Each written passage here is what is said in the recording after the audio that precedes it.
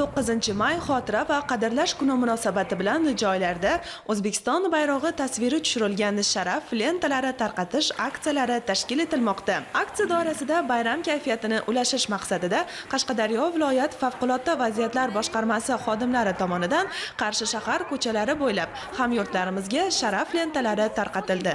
Bu jarayonlar yoshlar qalbida vatanimiz qahramonlariga bo'lgan hurmatni oshirgan bo'lsa, nuroniylar tinch va osuda diyorimizda vatan bayrog'ini ko'ksiga taqishdek sharaf nasib etayotganidan xursand ekanligini izhor etishdi. Bu tashabbus kishilar qalbidagi g'urur va iftixor tuyg'ularini junbushga keltirib, vatanni sevishga yanada ilhomlantirdi. Shuningdek, sana munosabati bilan boshqarma rahbariyati Nishon va G'uzor tumanida bo'lishib, mustaqillik yillarida xizmat majburiyatini bajarish chog'ida halok bo'lgan tizim xodimlarining oila a'zolari holidan xabar olishdi.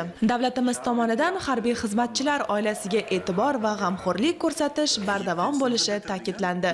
Bu kabi tadbirlarni tashkil etish avlodlar o'rtasida tarixiy xotirani saqlash, fuqarolarning vatanparvarlik ruhini oshirish, tinchlikni asrash va qadrlashga hissa qo'shishi bilan ahamiyatlidir.